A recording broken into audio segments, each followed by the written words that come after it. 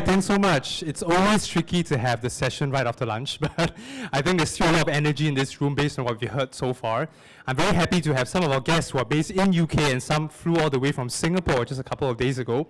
I want to introduce Steve, actually, who is part of Asia Market Entry. I don't think I need to explain what his company does, but I want to say that he's been a great partner for EDB Singapore, and a lot of the tech companies that have expanded to Singapore have benefited from Steve's team, whether it's through opening the doors to the right corporate contacts or giving suggestions on what is the best market entry strategy. But when I asked him to do a presentation here, I was thinking, if I asked him to share everything he needed to do, you'll be sitting here for at least 1 week. So I said, let's focus on the most important topic. If you're interested in Singapore and Southeast Asia, which is a 650 million people market, one of the largest economies in the world. In 10 years' time, we expect it to be the 4th largest economy in the world. So if you're not there yet, maybe it's time to drop by, try some of the food, and maybe meet your first customer, thanks to help from Steve and his team. So without further ado, round of applause, just to welcome Steve to our panel. How's the voice? Can everyone hear that okay? Without? Need it for the camera? Okay, great. I'm Steve Dawson. I'm the founder of Asia Market Entry. I'm going to talk a little bit about them and what we do shortly. But obviously we're a market entry business for Asia, and we really focus on the sales execution on behalf of software companies that expand. But instead of just me waxing on about how awesome we go about our business, I thought I'd invite a real-life customer. And we have here Andrew Rowland from Endava, who some of you may or may not know. Probably, is this on? Can you hear me okay? Yeah. Good stuff. Probably no one knows me, and probably no one's ever heard of Endava. Can I have a show of hands if anyone's heard of Endava? Got a couple of people. That's not too bad. Okay. We thought I'd come along just to shed a bit of light in terms of Singapore, Southeast Asia, even into Australia as well, in terms of our story, how we've actually worked with Asia Market Entry, how we've worked with some of our clients in region, how we've actually managed to win some business as well. So as we go through the slides, I'll bring in a few sort of anecdotes and some of the activities which we've actually done. But just a little bit in terms of Endava, we are a nearshore IT services company. We are a global nearshore IT services company, which contradicts itself a little bit. But we're actually a very big success story with regards to IT services within the UK, within North America, with the Middle East and Africa, and now starting to grow over in Asia as well. So when I say IT services, we don't sell any products. Our people are our product. So very much proper, true IT services. Everything from ideation through design, architecture, application development, support, integration, testing, all the way through the back end, cloud computing, managed services, application support, etc. UK-based organization, and we actually launched on the New York Stock Exchange back in 2018. Very successfully. We're about 11,000 people now. I've been at the company for about 10 years, and since that time, when I joined, we were about 800 people, now about 11,000 people, and we've been growing in different geographies as part of our strategy going forward. And Asia Pac really started there about 2.5 years ago. So I'll come in and shed a little bit of light as we go through, but Steve will be the main sort of the runner for the presentation. Thank you. Thanks. So let's just make sure this works. There we go.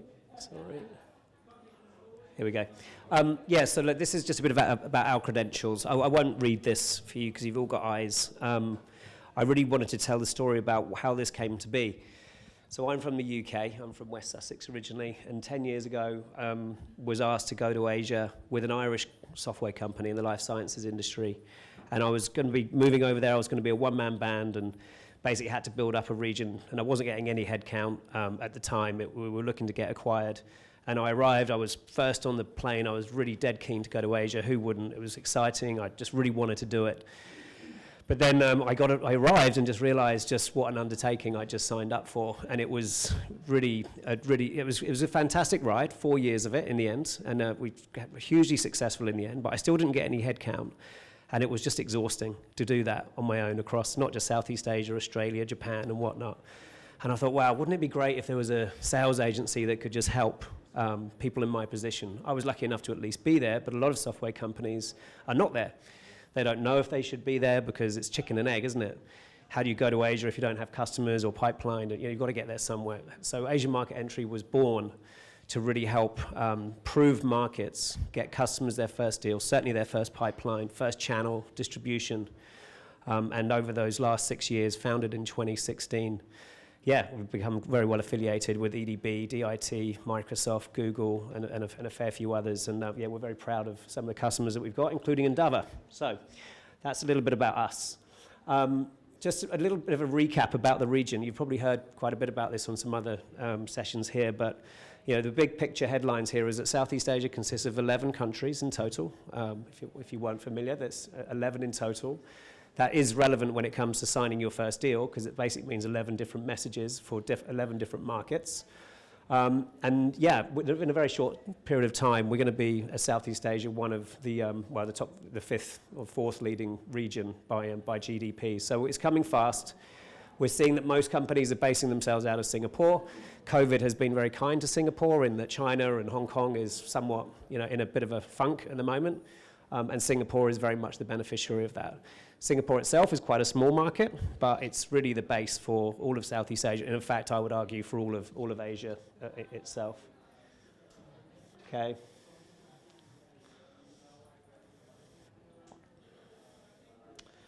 Okay, so let's talk about how we actually do this practically. And I don't have a magic wand, by the way, for how to get your first deal. There's nothing we can really do, which is too magical. But the way we look at it is, especially if you're a software company, and we're looking at all of these slides in the context of a software company or a tech company, we split it into 3 sections. We've got market readiness, marketing, and partnering in this order.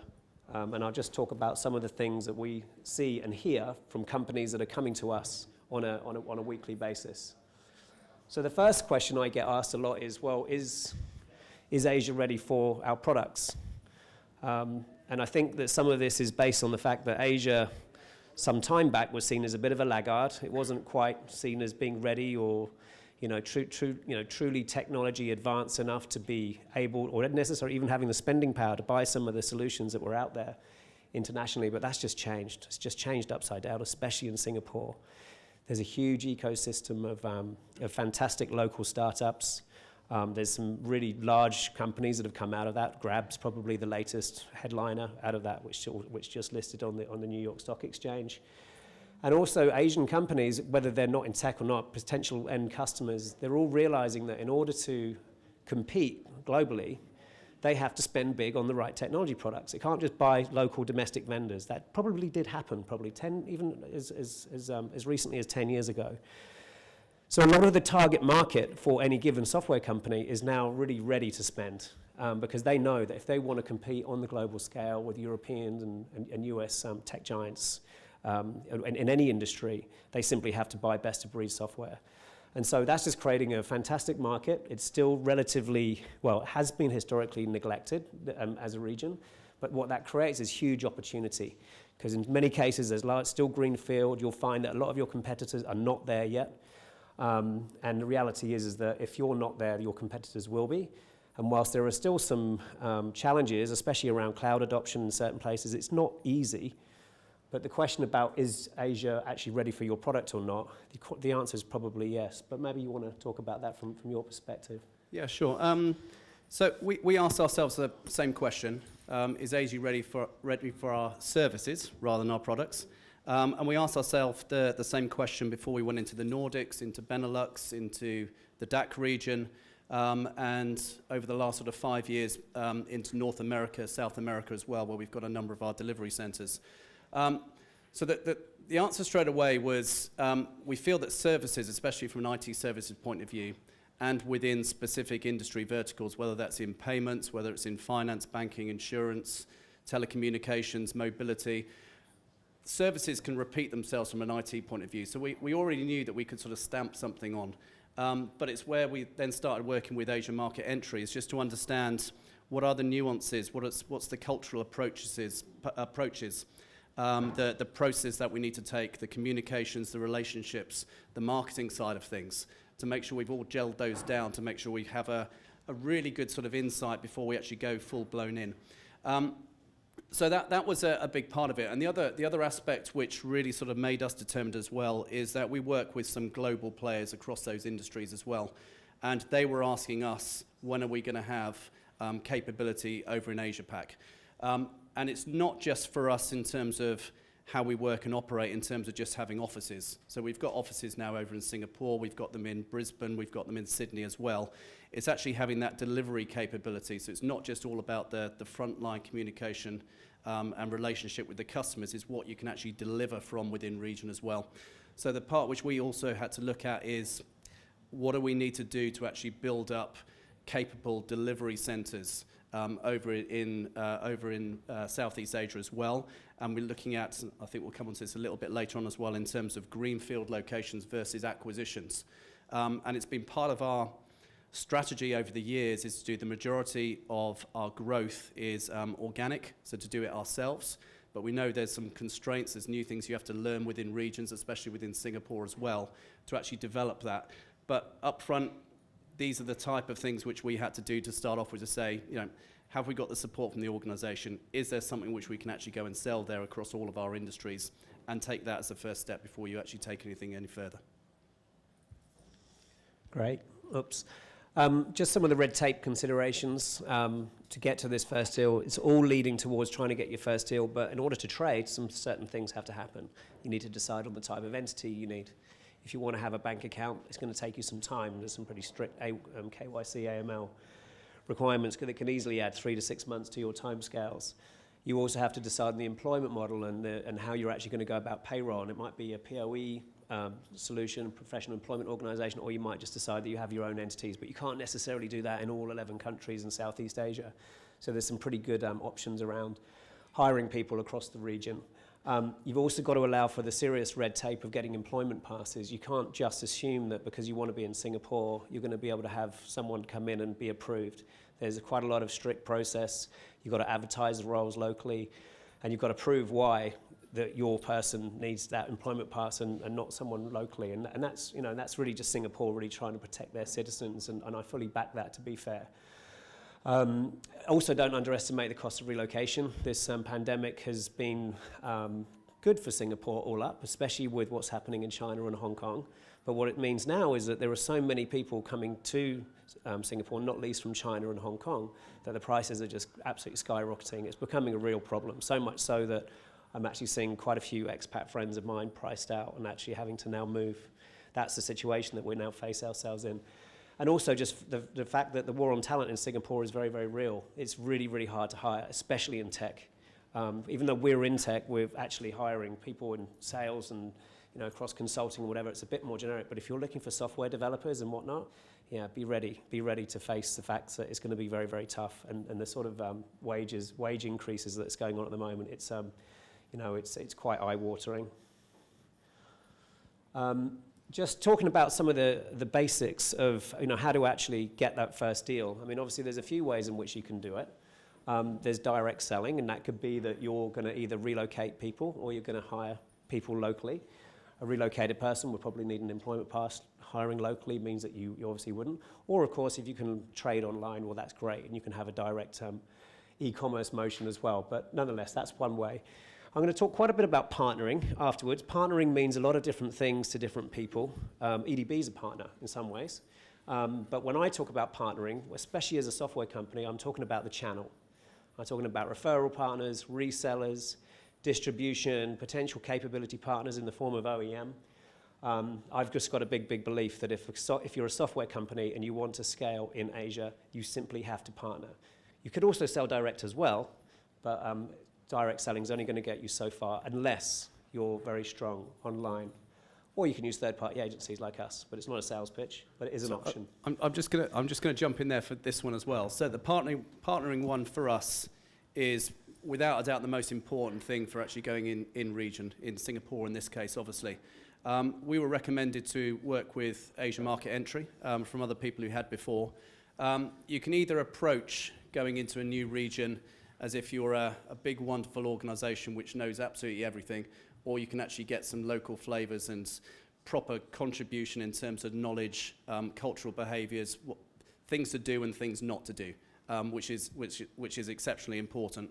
The partner thing, therefore, for us going in without Asia market entry and actually having that local knowledge, we wouldn't then be able to do some direct selling ourselves and get people in country as well and actually learn from that sort of that institution there which is already developing. And that's what's happened for us in Australia as well. Of course, you can move people in. Relocation costs on the previous slide, it costs a lot of money when you're relocating people. You want to do that from a point of view, you want to maintain your culture within your organization, the ways that you actually work, how you communicate, all the things which makes you successful as an organization to your clients in the UK, across Europe, in North America. You want to repeat that, but you also need to be able to do it with local flavors there. So that one, without a doubt, if you don't get that in place up front, you're just setting yourself up for failure.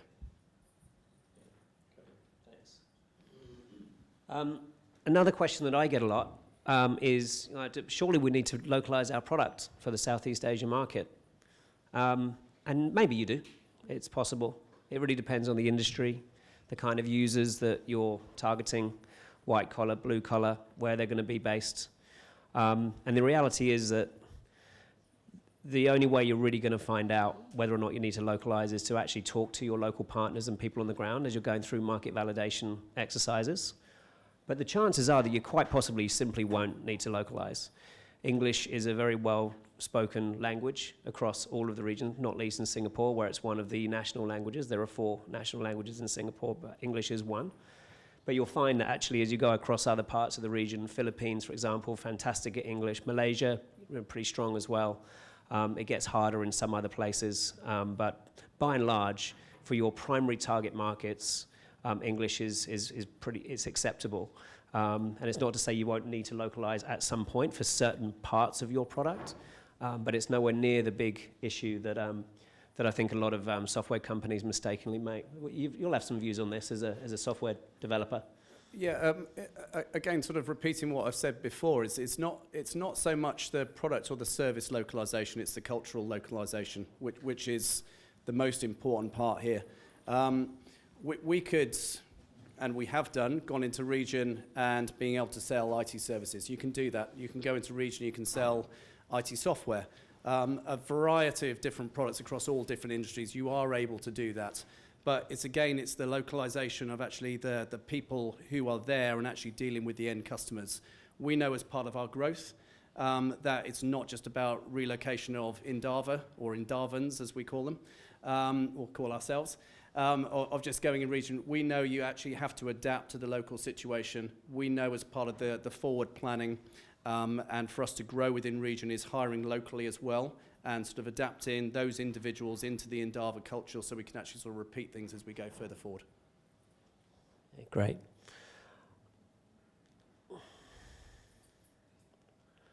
Oh, that's going to work somehow. Oh, dear. Do you want to just move it one slide forward? Thanks.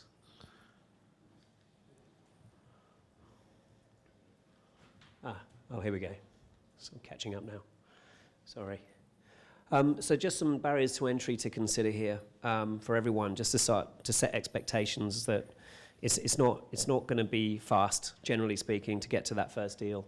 Time to first deal is a major barrier, and I think even our friends at Indava will have seen that. To build up that trust and just time and budget cycles, it does take time. Data sovereignty, depending on who you're selling to and which country that you're in, might mean that you have to spin up your product in certain countries. Depends on where that is, but some countries are more particular about it than others, especially if you're selling into government and regulated industries. I politely said that here the need for a low price is bargaining culture, but the reality is that the prices that you'll be used to charging over here or in the US will want to be squeezed. Less so in places like Singapore, but most certainly across the rest of Southeast Asia. It's you're basically looking at tiered pricing structures. In my view, it's at minimum you're going to be asked for better pricing. There's also a fundamental culture of build versus buy, especially if you're in Singapore, and you'll also be familiar with a lot of the Indian software development houses. There is a general want for people to keep solutions that they've had built in-house by any number of the consulting companies that are there, based largely coming out of India. But as a result, when you're selling your solution in there as a out-of-the-box solution, you might be well up against companies that have been incumbent for many, many years building those software solutions. And I'm really talking about the large Indian ones, the Wipros and the Infosys of the world. That's just a very real challenge when you're trying to sell your first deal.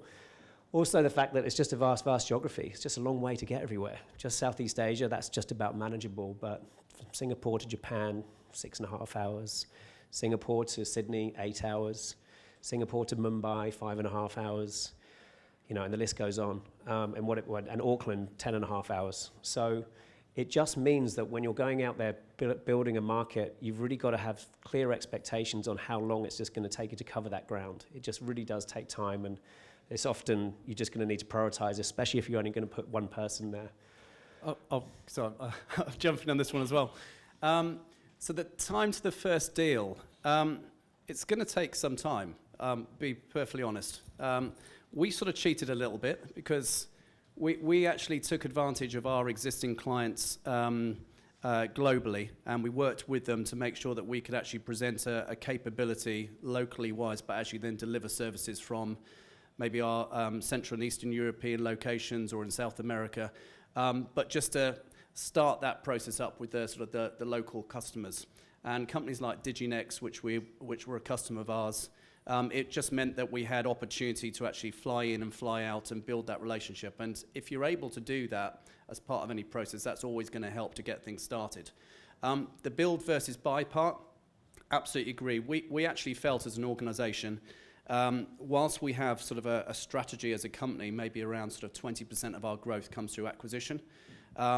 We always feel that we should be building something first to really get first-hand experience of the local culture, how things work and operate from a business point of view. But then our strategy, and without giving too much away as being a public organisation, we will be acquiring organisations of sort of similar nature within region in Southeast Asia over the period ahead, because that's the sort of stepping stones which we want, so we can actually then get volume in terms of the delivery capability. And as I mentioned before as well, with sort of the sales activity, we want to get more local people as well, because that will help us drive sales, just supporting the culture and language and things like that. This is a one which is very close to my heart. I see a lot of people coming and they say, well, we want to buy in Singapore, we've got a deal, we've got a, there's an RFP or something. And it's great that there's a sponsor, there's a champion that in any software company that wants to go to Asia. But the truth of it is, it's absolutely vital that it's not just you, or whoever it is whose idea it is to come here. The only way this works is if you're all behind it. Because as you can see, I'm not going to go through each one of these one by one, but each one of these departments has a fundamental role to play in getting that first deal. It could be legal, it could be just budgeting of actually getting from A to B. It could be marketing, it could be technical support, you name it. They've all got to be in there, because at some point in that sales cycle, in the value chain, they're going to be having to be asked to help. And unless they are fully on board, they're going to resent that if they don't. And I can only say that once you're really ready to do this, just make sure that it's everyone's on board from the top down, because if they're not, you probably won't be able to sign that first deal. I really believe it that strongly. It's got to be all aboard. Anything on that? So I have been through every single one of these through our journey over the last 2.5 years. It's painful, but Steve's absolutely correct. You need to get every single person, whether it's around budgets, around communication, support, whatever else it might be.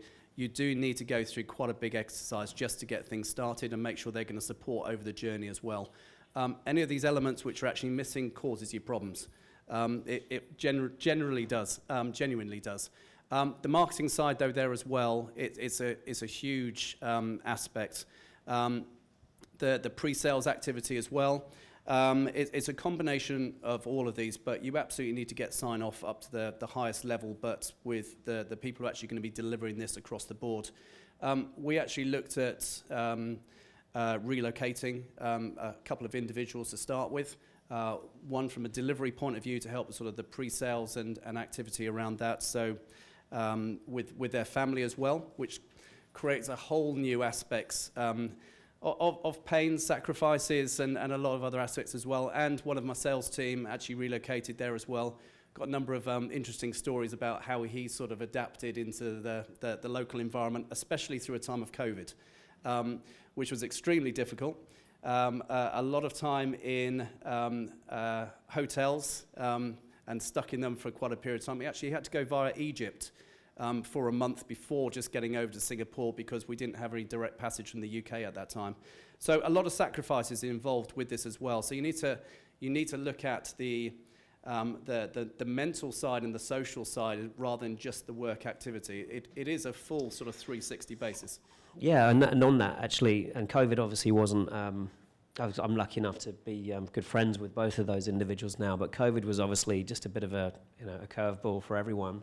But yeah, you can actually lose so much time. Thankfully, they're both there, and we got through it. But when you're a head of sales and you're not allowed to meet people because of the restrictions that Singapore put on the population, we literally couldn't meet people. We were not allowed.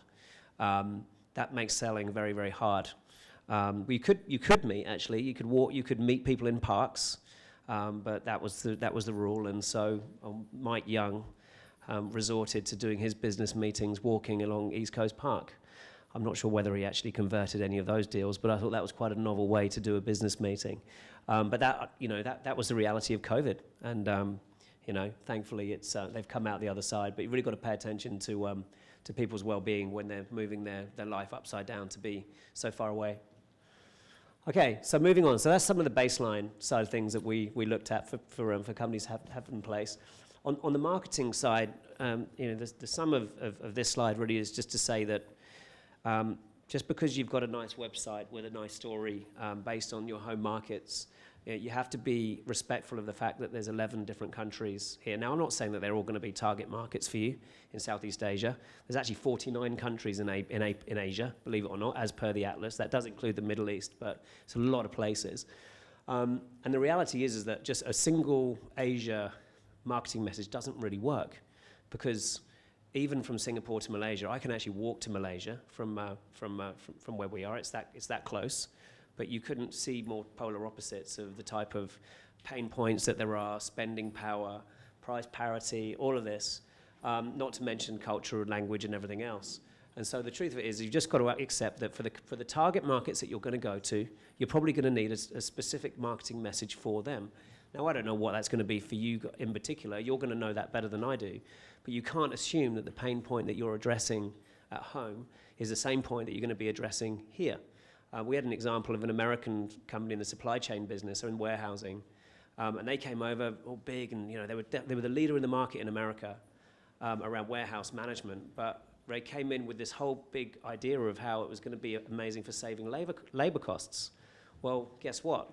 Singapore, maybe that could probably land well in Singapore, but it doesn't land well in Indonesia and Malaysia and Thailand and Philippines because it's just not that big of a pain point. And so, the key here is that if you saw a company coming into the UK, what would you expect? You'd want to see them localized, wouldn't you? And the same goes for there.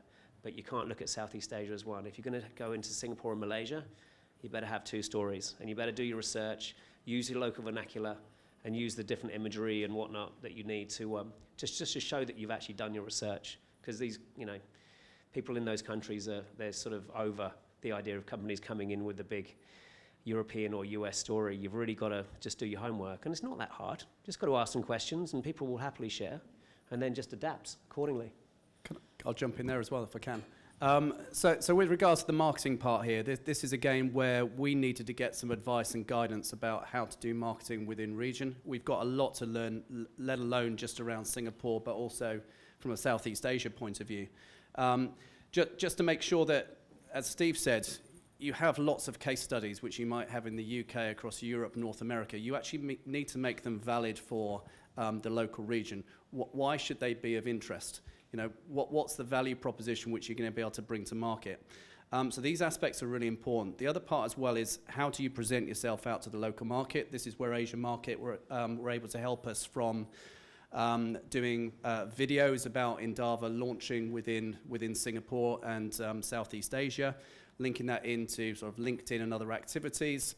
We did some work again via AME.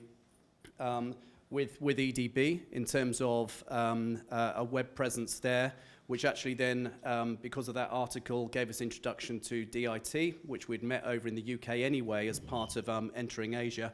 And this all led to the introduction of our first proper in-region client, which was RGA within the insurance field. We'd won lots of other business through other activities and personal relationships which we had, or some of the global clients that we had. But that was one of the first things. So it was that string of activity going through that marketing approach which actually brought that business into us. So it really does work when you actually go through those steps.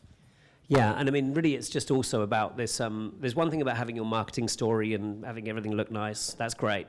You do have to localize, not just by language, but as I said, vernacular imagery, research, referencing to local regulation or whatever it is that you're doing in there. But I think there's also just a huge opportunity for you, given that a lot of your competitors won't be there yet. There might be some domestic competitors there, but by and large, you can assume that most of your competitors will not be there unless they happen to be from Asia. So there's a huge opportunity there to educate through white papers, through blogs, through events, through lunch and learns and whatnot, to really, show up and say, well, okay, you're Asia. We've neglected you as a region for many, many years, because that's what the technology market has largely done up until the last 5 or 10. So there's a real greenfield opportunity there for you to share about why your solution is important. It might not be a pain point that's even been acknowledged yet.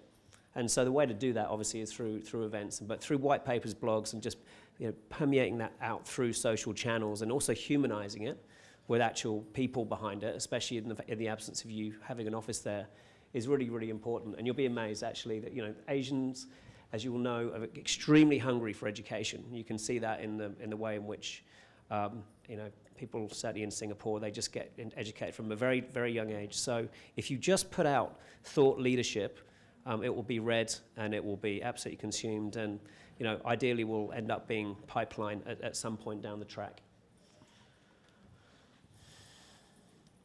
We covered the Asia case study, so I'll just talk about this because this is an important one.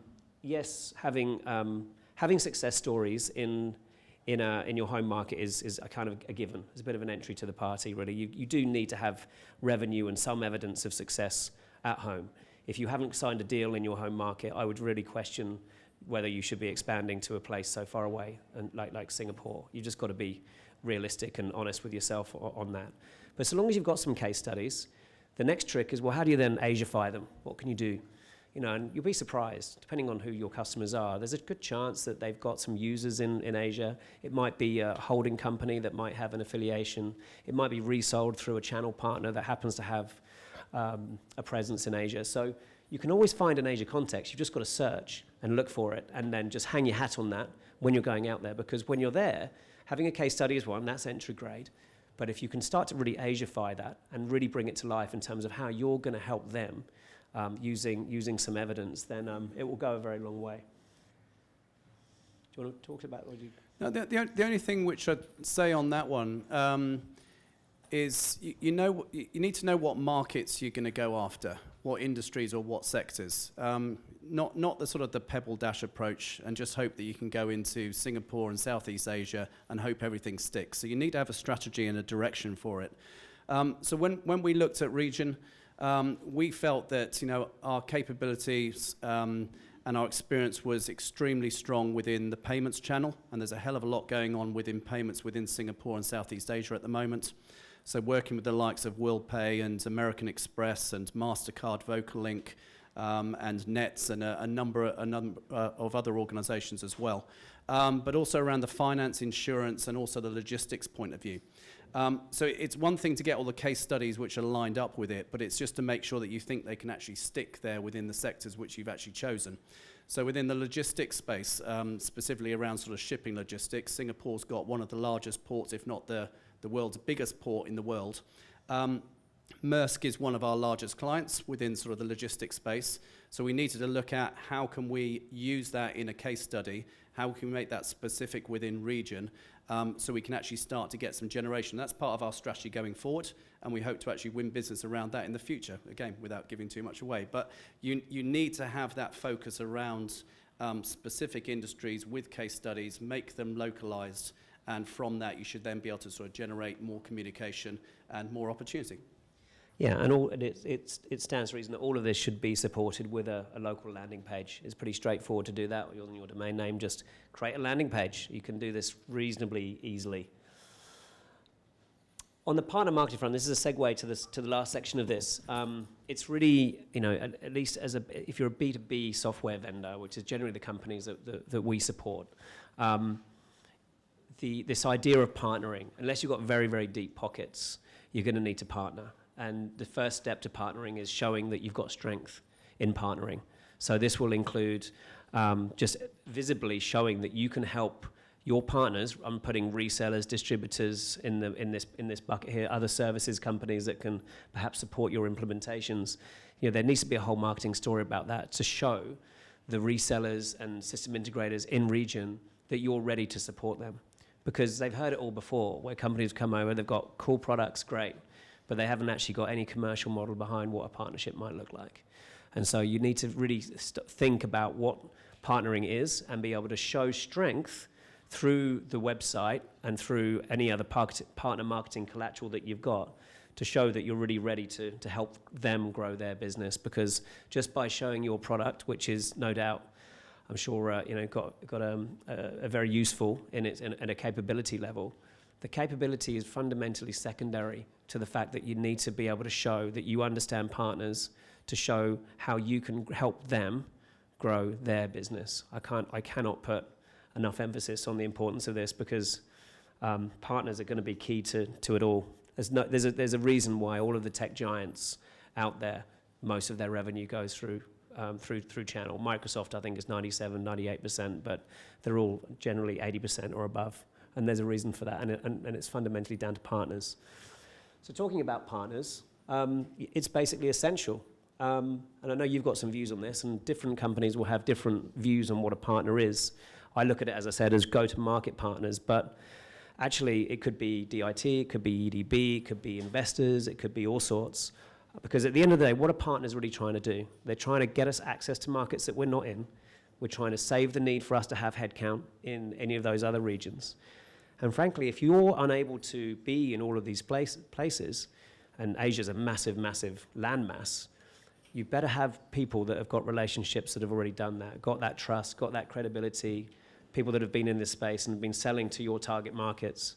You're just going to get there a lot faster if you partner and give up some margin than if you go out and try to do that yourself. You can think those meetings are going well, but I assure you, in Asia, generally speaking, people will buy from people that they've already bought from before. You've got something on this.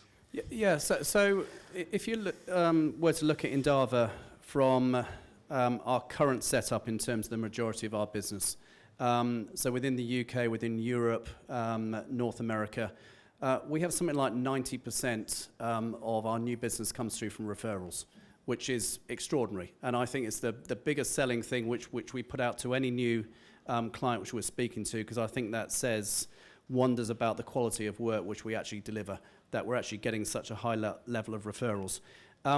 We definitely can't get that straight off going over to Singapore. So what we need to do is we obviously hope to get some referral activity through our existing clients there, but we know that we absolutely have to line up with different partner channels over in Southeast Asia. Obviously, the starting point for us was with Asia Market Entry, and they gave us sort of the information, the collateral, the relationships, the introductions across a number of people in the business, including EDB and DIT. But then we actually have to look at our other sort of global partners, so the likes of Microsoft, GCP, AWS, and then some of the other big consultancy companies. So we've had a long-term partnership with Bain & Company from the one of the high-end consulting organizations, and then including other companies like PwC, EY, Deloitte, and those type of companies who can actually give you some proper introductions into high-level business representatives across a number of the leading organizations in Asia. You have to back that up, you have to follow up, make sure you've got the right people there presenting the right story, but that's the only way which we're going to grow within region, by actually having those partners actually telling our story. And I mean, partnering is a big word, and it all sounds great. But the reality is you've got to have some baseline things in place, especially if you haven't got a partner program already. Because in order to have a meaningful conversation for a company to take you in there, well, you've got to have a commercial model behind that, and you've got to be able to articulate why you're useful to them. So some of the key questions here, and I've only got 5 minutes here, so I'm going to go a little bit quickly here. But do you have a partner program? You're going to need one. You're just going to need one. I'll leave it there. Do you actually even have partner contracts to actually ink something that, in the case of a referral, you've actually got something to trade on? You'd be surprised. A lot of companies don't, but all they want to do is talk to partners. So this is just some fundamental, foundational things that you need, including margin frameworks, because you're going to have to give something up. You also might have to give up the fact that you've got to give up professional services revenue, implementation, migration, coding, whatever. But you need to be able to be very clear to the partner about what you're going to give them, how you're going to hold them to account when it comes to forecasting and deal flow. And you've also got to be prepared that when you've got deals in region, you're prepared to donate them to your new partners in an effort and show of trust and commitment that you're actually in it for the long haul. And those partners will obviously gladly and willingly receive those opportunities, but you've got to be all aboard here. You can't look at them as a competitor. They're going to be your sales arm and should be very much treated as your sales extension.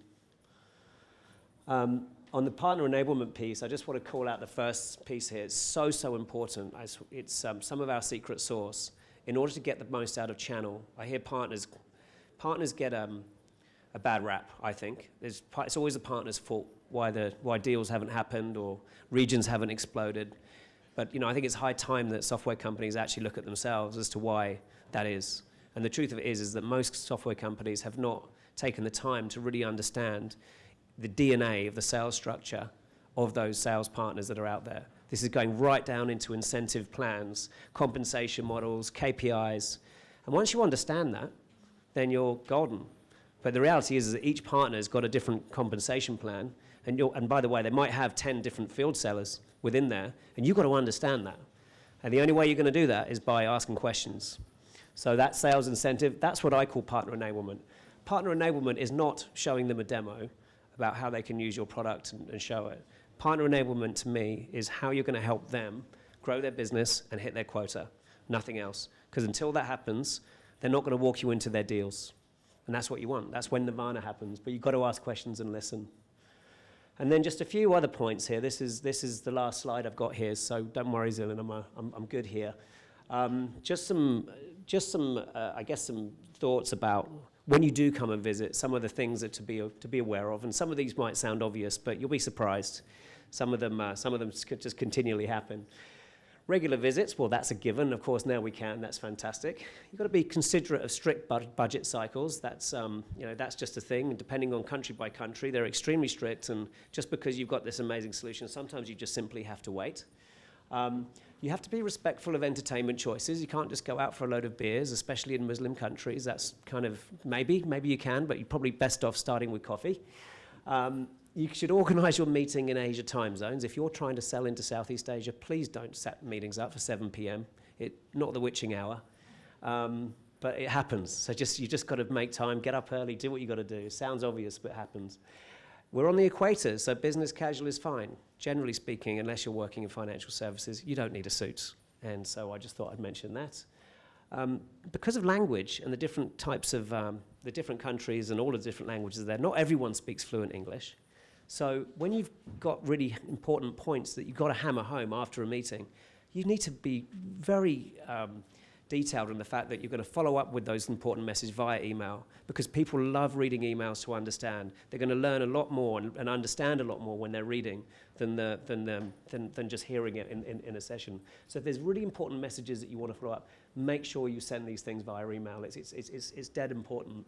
And also just pay attention to body language, because in Asia the people are a bit more shy. Less. I'd say the US is number one when it comes to bravado. I'd put the Europeans as number two, but Asia's very much number three when it comes to putting the hand up and asking questions and whatnot. But don't get frustrated with that. That's okay. There's a very rank and file hierarchical society in Singapore especially, and across the region, and people often just don't want to speak up in front of their boss. A little bit of that happens here as well, I know, but Just don't get frustrated. It happens, and you can change things. And if you're doing events, for example, instead of asking people for questions, maybe just present it as a poll, for example, something which is just nice and easy for your targets to actually to contact in. And also, just don't be afraid to actually start building relationships over chat tools. I'm talking WhatsApp here, talking Line for places like Thailand, WeChat, obviously, for places like China. You know, building relationships over WhatsApp's quite normal, and you know we've got many a deal over the line just by doing that on these chat tools. WhatsApp being the primary one in Singapore. Do you want to add anything to add? Since we're going to be finishing soon. The only thing which I'd say is just is don't assume. That's probably the best thing to say is just don't assume. Always ask. The important for things which we've learnt a hell of a lot over the last sort of 2 years since we launched over in Asia Pac, specifically within Singapore, is to actually use people who know the environment there, ask them questions, get advice and guidance, and that's why we worked with Asia Market Entry, because they had that localization and they had that support and they had that knowledge, they had the contacts. So it actually means that we can sort of accelerate our business a lot quicker by having someone who's there at first hand. So that's what I'd suggest. You're going to make mistakes as long as you're learning with them as you go along. And there's lots of mistakes to be made. Yeah, that's what I'd probably say more than anything else. I think it was Albert Einstein had a quote which said, assumptions are made, but most assumptions are wrong. And that's certainly the case when it comes to doing business in Southeast Asia. It's just difficult. There's a lot to it. Anyway, this is the last slide. This is just some contact details. I just want to call out actually some amazing assets which you may or may not be aware of. But on the EDB website, I dug these out ahead of this. I actually didn't know they existed myself, to be honest with you. But there's some really great white papers here. I think we'll call them white papers. But yeah, there's just things about talent, how to hire, living in Singapore. Probably you need one about how to get your first deal in Singapore. How about that? There you go. I'll put my hand up for it. But look, if any of this is interesting to you and you're on a beginning of your Asia market journey, love to have a chat. I think Andrew also open and likewise, yeah, on LinkedIn. So Andrew Rowland, Indava. So if you want to connect with me on that, if you've got any questions, queries, more than happy to help. But also like to have some more contacts of people who are looking to grow within region. Thank you. Thank you, everyone. You're welcome.